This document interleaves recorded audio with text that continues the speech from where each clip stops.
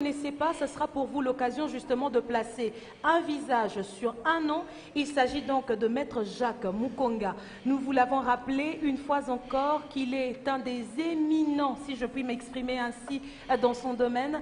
Il accumule justement les récompenses en ce qui concerne l'éloquence. Il a été parmi les meilleurs jeunes avocats de Lubumbashi, dont il a remporté le prix du barreau, le meilleur prix de l'éloquence du barreau. Et ici, je tiens à préciser évidemment que nous, dans quelques instants, ou plutôt dans l'après-midi, nous aurons aussi les images de Lubumbashi, où est en train de se tenir aussi un autre Makutano, et des images de Goma, évidemment, pour vous montrer que désormais, Makutano, ce n'est pas seulement plusieurs tables rondes ici à Kinshasa, mais c'est aussi deux réunions dans le même esprit à travers la République démocratique du Congo. Mesdames et messieurs, avec vos applaudissements, j'aimerais accueillir ici Maître Jacques Mukonga, s'il vous plaît.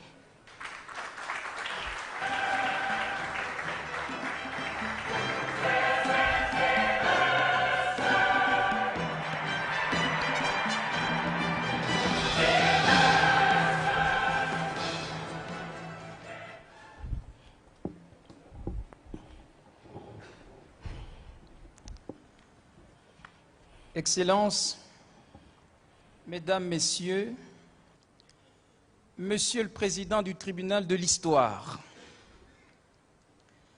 la présidente de cet événement, Madame Nicole Soulou, cette femme violemment belle et d'une rigueur terrifiante, m'a prié de remonter de province pour comparaître et plaider à ce procès des indépendances africaines 60 ans après.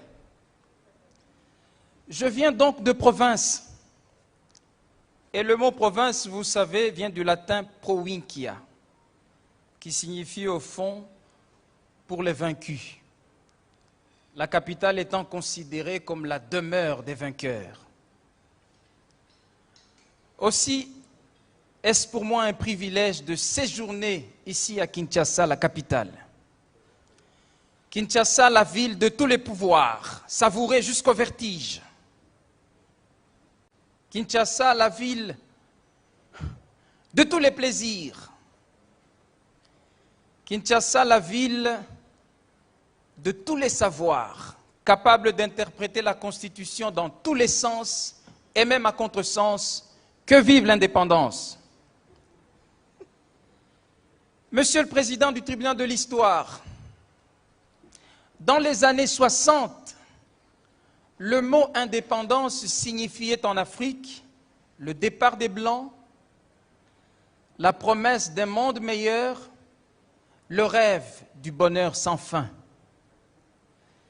Mais aujourd'hui, 60 ans après, ce procès doit s'ouvrir sur cette question fondamentale. Les indépendances africaines valaient-elles vraiment la peine d'être conquises? Le colonisé me répondra oui, parce qu'à tout prendre, la colonisation était inhumaine et dégradante, outre que ce ne fut là qu'une vaste entreprise de pillage de matières premières.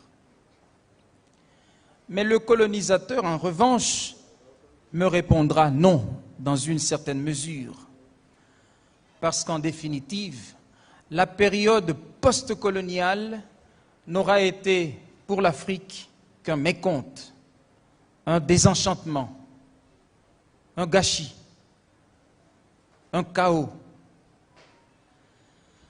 Au fond, chacune des parties a raison, peut-être raison d'avoir tort. Mais quoi qu'il en soit, Monsieur le Président du Tribunal de l'Histoire, dois-je rappeler que la rigueur d'un procès ne permet guère à quiconque de justifier son propre forfait par celui d'autrui. C'est pourquoi il me paraît absurde que le colonisateur puisse invoquer le chaos post-colonial pour justifier sa propre barbarie et ainsi s'en donner bonne conscience. Qui plus est, nous savons tous que ce colonisateur, qui n'est jamais vraiment parti, continue de jouer son rôle pécamineux dans ce chaos post-colonial qu'il nous reproche. À ce propos, l'assassinat de Lumumba, de Sankara et d'autres authentiques patriotes africains en est une preuve éloquente. Conan disait ceci: si le noir n'est pas capable de se tenir debout, laissez-le tomber. Tout ce que je vous demande, c'est de ne pas l'empêcher de se tenir debout. Je sais, on me dira qu'il existe pourtant dans le chef des anciens une certaine nostalgie de la colonisation. Certes, mais ce n'est jamais là qu'un cri de désespoir, comme on en entendit dans les rangs d'Israël, et il arrive justement que l'on interpelle Lumumba comme autrefois Moïse. Moïse, que ne nous as-tu pas laissé dans la colonisation égyptienne? Là-bas au moins on mangeait. Rousseau avait raison, les esclaves perdent tout dans leur chaîne jusqu'au désir d'en sortir. Bref, la colonisation fut un mal. Et n'écoutez pas ceux qui s'évertuent à nuancer cette assertion, eux qui n'ont de la colonisation qu'une idée molle. Or, il y a loin entre vivre la colonisation et en avoir simplement une idée. Monsieur le Président du tribunal de l'histoire, après cet implacable réquisitoire contre la colonisation, je dois pourtant admettre qu'en définitive, le seul argument qui aurait vraiment valu la peine qu'on dise que les indépendances africaines ont valu la peine d'être conquises aurait été de voir l'Afrique montrer au monde des pays plus beaux qu'avant. Or, à ce propos, le bilan est à pâlir de honte. Depuis nos indépendances, l'instabilité politique reste stable. Les inégalités sociales égales à elles-mêmes. Les républiques toujours monarchiques. Les démocraties toujours dictatoriales. Bref, nous avons inventé une rationalité irrationnelle et nous habitons le royaume de tous les paradoxes. Ainsi, nous voguons d'inconséquence en inconséquence, on ne comprend plus rien. On le voit, oui. On voit des âmes pures, interpellées par la pauvreté, se faire élire en politique. Mais une fois aux affaires, on leur donne à lire Machiavel. Et dans la solennité des grands jours et les banquets de la capitale, ils découvrent le cynisme bourgeois et le mépris des petites gens, le mépris du peuple.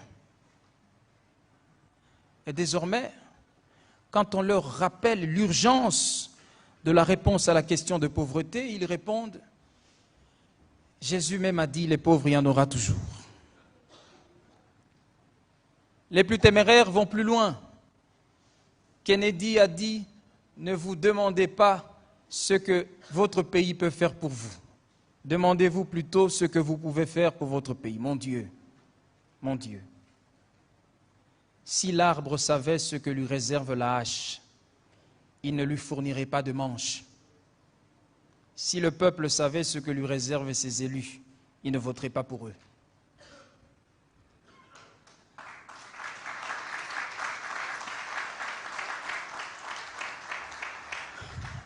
Montesquieu disait « Le plus grand mal que fait un ministre sans probité n'est pas de desservir son prince ou de ruiner son peuple. Il est un autre mal 1000 fois plus dangereux. C'est le mauvais exemple qu'il donne. » On a reproché à Lumumba son intransigeance, sa radicalité, son idéalisme même. Mais depuis que lui et d'autres Africains de sa race ont été assassinés, les autres dirigeants, les traîtres pour tout dire, que le colonisateur nous a choisis, n'ont fait que tourner l'Afrique en bourrique.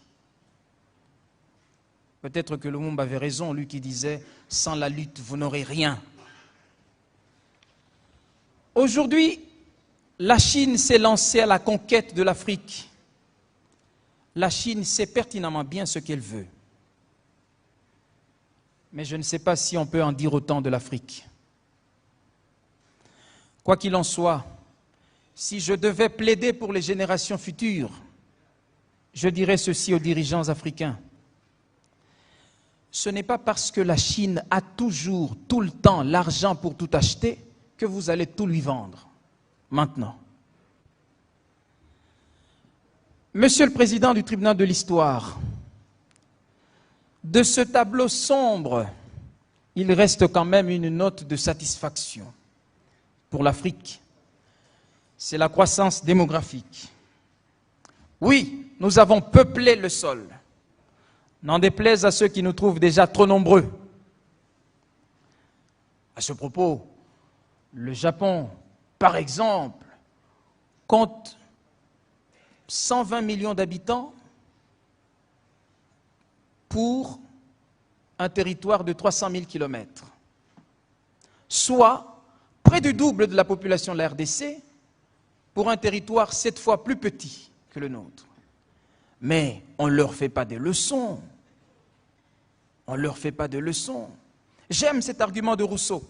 Quand on reproche à Jean-Jacques Rousseau d'avoir abandonné ses enfants, Rousseau dit ceci.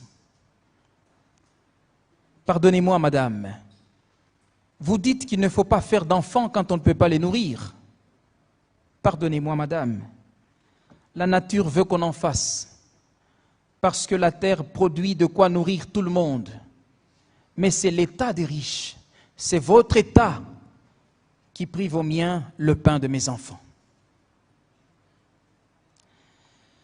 Monsieur le Président du tribunal de l'histoire, un mot pour finir. Et ce sera un mot pour la jeunesse africaine. Chers camarades, maintenant nous savons tout. Maintenant nous savons tout.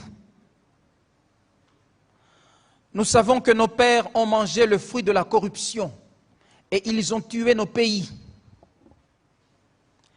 Si une seule génération, je dis bien une seule génération, si une seule génération se permettait de reproduire ce schéma-là de corruption et d'égoïsme, alors il en sera irrémédiablement fini de l'Afrique.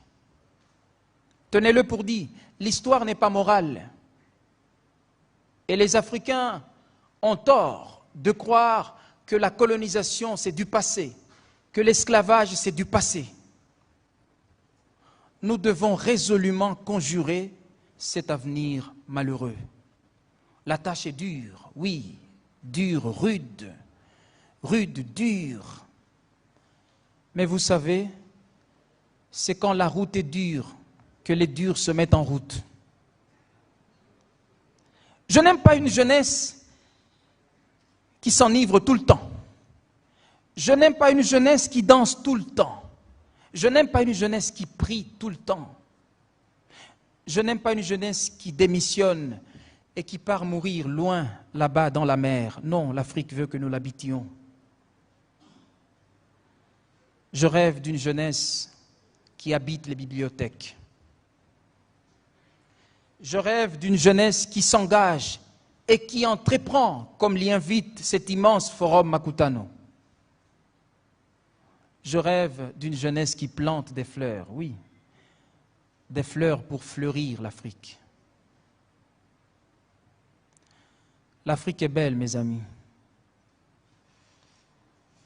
Est-elle une belle femme? L'Afrique ne veut pas qu'on l'abandonne. Non. L'Afrique ne veut pas qu'on la viole. L'Afrique veut qu'on lui fasse l'amour. Merci.